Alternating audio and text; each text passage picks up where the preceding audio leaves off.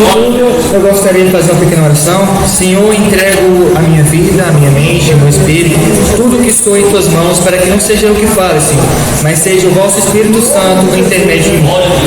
Abrimos nossas Bíblias lá em Filipenses 3, do 4 ao 9. Uma pequena palavra, como hoje é para os jovens. A palavra é mais direcionada aos jovens. Aleluia. Quem encontrou diz amém. Filipenses 3, 4 ao 9.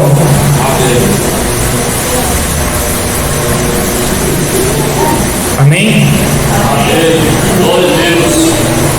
Ainda que também podia confiar na carne, se algum outro cuida que pode confiar na carne, ainda mais eu, circuncidado ao 8º dia, da linhagem de Israel, da tribo de Benjamim, hebreu de hebreus, segundo a lei fui fariseu, segundo o zelo, perseguidor da igreja, segundo a justiça que há na lei, irrepreensível.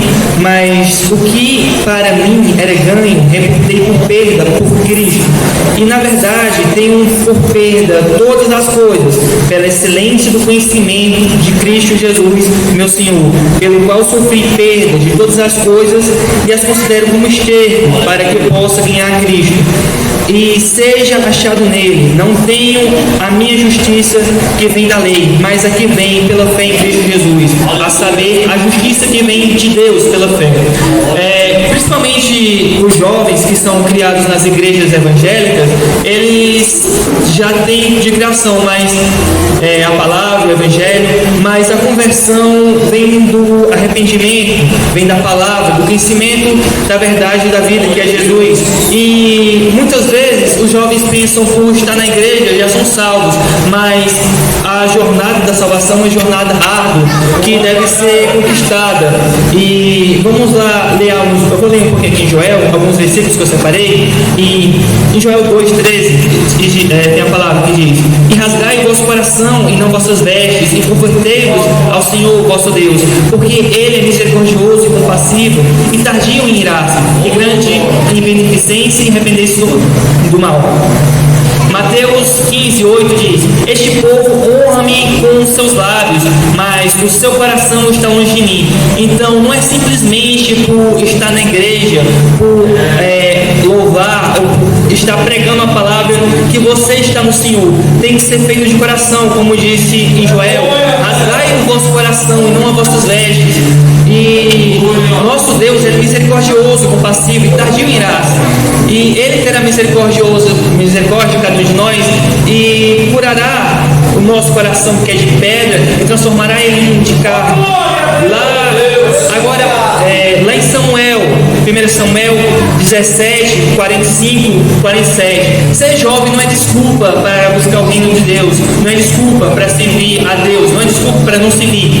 Ser jovem não é desculpa para você não querer buscar as coisas de Deus, porque lá em Samuel 17, 1 Samuel 17, 45 ao 47, e Davi disse ao filisteu: você vem contra mim com espada, com lança e com dardo, mas eu vou contra você em nome do Senhor dos Exércitos, o Deus dos Exércitos, o Deus dos Exércitos de Israel, a quem você desafiou. Golias era um gigante, e era um gigante filisteu que estava desafiando o povo de Israel. O interessante é que lá havia grandes guerreiros, homens de guerras e homens valentes que se dizem realmente eram o povo do Senhor. Porém, o povo de Deus, o povo escolhido, separado por Deus, não teve coragem de enfrentar o gigante. Tanto que o rei que o povo de Deus escolheu, que foi Salomão não foi Saul, o povo que Deus escolheu, o povo de Deus que escolheu para ser seu rei, não teve coragem de enfrentar o gigante. E Davi, um pequeno jovem, pequeno diante dos homens, tanto que o gigante zombava dele e disse que iria matá-lo e dar a sua carne aos abutres. Davi disse ao filisteu: você vem contra mim com espada e com lança e com dardo, mas eu vou contra você em nome do Senhor dos Exércitos, o Deus dos Exércitos de Israel, a quem você desafiou. O interessante é que Davi, ele não levou espada, nem lança, nem sequer armadura. Ele só levou uma forge e um cajado. E com aquela forge, ele lançou a pedra e acertou no gigante. E ele retirou a espada do gigante e com ela mesmo o feriu e o matou. Para ver que Deus, a quem nós servimos, é poderoso e pode nos honrar. Lá em Daniel 3, Nabucodonosor disse que se não adorassem a imagem de ouro que ele criou, ele disse que a Sadraque, Mesaque e Abednego seriam lançados na fornalha de fogo. E ainda disse: e quem é esse Deus que os poderá livrar das minhas mãos? Então, respondendo, disseram Sadraque, Mesaque e Abednego: não necessitamos te responder sobre este negócio. Eis que nosso Deus, a quem nos servimos e que nos pode livrar, ele pode livrar da fornalha de fogo ardente de tua mão, ó rei. E se não, fica sabendo, ó rei, que não serviremos a teus deuses, nem adoramos a estátua de ouro que levantastes. O interessante é que eles não sabiam de certeza que Deus iria livrá-los da fornalha de fogo ardente. Mesmo assim, aqueles 3 jovens, não dobraram os seus joelhos para a imagem que Nabucodonosor tinha levantado. Eles enfrentaram de frente o maior imperador daquela época, o maior conquistador daquela época, o maior rei que tinha naquela época. E mesmo assim, eles não dobraram e não negaram a palavra do Senhor. Então, meus irmãos amados, não é por ser jovem que você não pode enfrentar as dificuldades, aquilo que Deus coloca no seu coração. Não é simplesmente por estar na igreja ou por estar fazendo a obra do Senhor por fazer, mas sim de coração, como disse Joel: rasgai vossos corações, não vossas vestes. E bom, aqueles 3 jovens, o interessante, eles não sabiam que Deus iria honrá-los, mas Deus os honrou, tanto que quando lançaram eles nas fornalhas, o rei disse aos que estavam lá com ele, disse desse jeito: não lançamos 3 homens na fornalha, mas vejam 4 e um na semelhança do Filho do Homem. E naquele momento o anjo do Senhor estava lá rodando com Sadraque, Mesaque e Abednego naquela fornalha de fogo ardente, para mostrar que o Deus dos exércitos, o nosso Deus, nos honrará diante dos grandes homens do Senhor. Muitas vezes seremos desafiados, seremos quebrantados, seremos julgados e seremos massacrados pela essa sociedade, mas lá em Apocalipse 21, 4, aqui está a maior honra que Deus tem para a gente, que é: Ele enxugará dos seus olhos toda a lágrima, e não haverá mais morte, nem tristeza, nem choro, nem dor, pois a antiga ordem já passou, e agora nós vivemos uma nova vida, não aquela vida que vivíamos antes, não aquela vida de pecado, não aquela vida de comodismo, porque lá nos céus não haverá mais dor, não haverá mais arrependimento, não haverá mais nada, simplesmente a vontade e a graça do nosso Senhor com Deus. Lá em Atos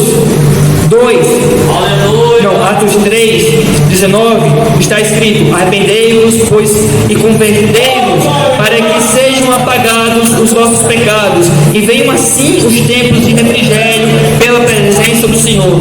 Então, irmãos amados, arrependei-vos e convertei-vos nossos corações, nos entreguemos ao nosso Senhor, nosso Deus, que é poderoso para nos salvar, nos libertar e nos livrar de todo o pecado que há diante de nós. Que não deixemos que as coisas deste mundo, a cobiça do mundo, como está escrito lá em 1 João, não ameis o mundo nem o que lhe há. Se alguém ama o mundo, o amor do Pai não está nele. Pois tudo que há no mundo, a cobiça dos olhos, a cobiça da carne, a ostentação dos bens, não provém do Pai, mas do mundo. O mundo e sua cobiça passa, mas aqueles que cumprem a vontade de Deus permanecem para sempre. Não deixemos nenhuma coisa que tem nesse mundo, as cobiças do mundo, a ostentação da carne, nem simplesmente você, como por exemplo, você querer ser grande, porque, como Jesus disse, os menores serão os maiores na casa de Deus. No reino dos céus, aqueles que às vezes são julgados como os menores serão os que terão mais honra na glória de Deus. Então, meus irmãos amados, muitas vezes a gente pode não ter oportunidade, mensagem pode não ser grande diante da igreja, mas podemos ser verdadeiros adoradores e servos do Senhor, nosso Deus Altíssimo. E não significa por ser pastor, pregador ou qualquer outra função que às vezes tem destaque, que você tem a Deus. Os verdadeiros adoradores adoram o Espírito e verdade, e muitas vezes eles não são vistos pelos homens, não são vistos, muitas vezes eles não têm aqui na terra muita glória, mas a sua glória está nos céus, e nós temos um Deus Altíssimo que amará cada um de nós, nossos irmãos e irmãs.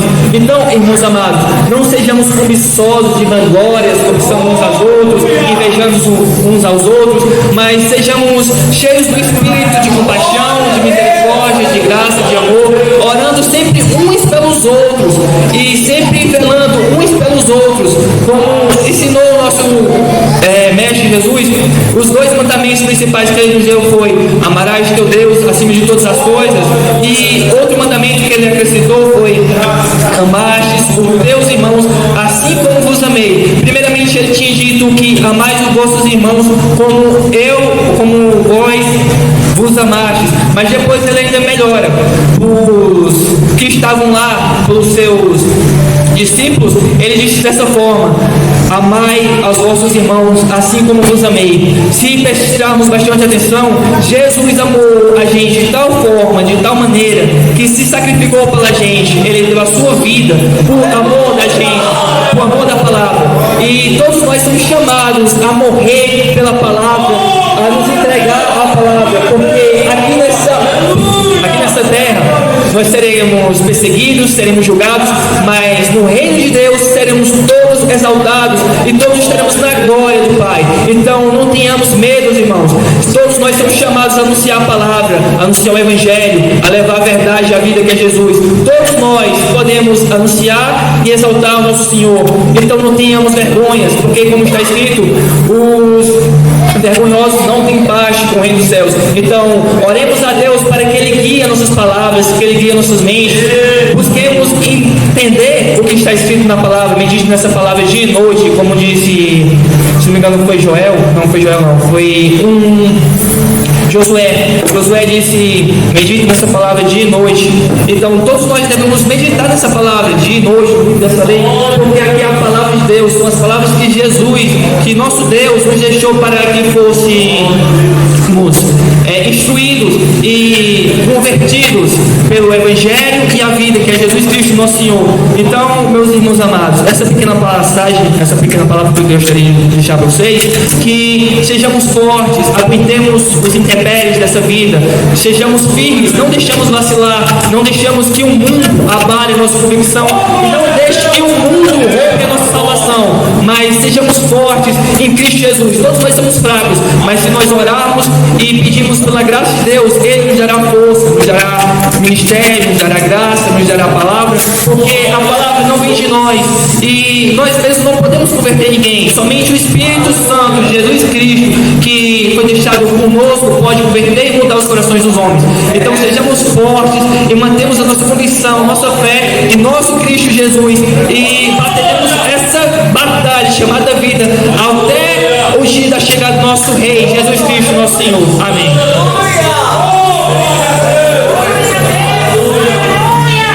Amém.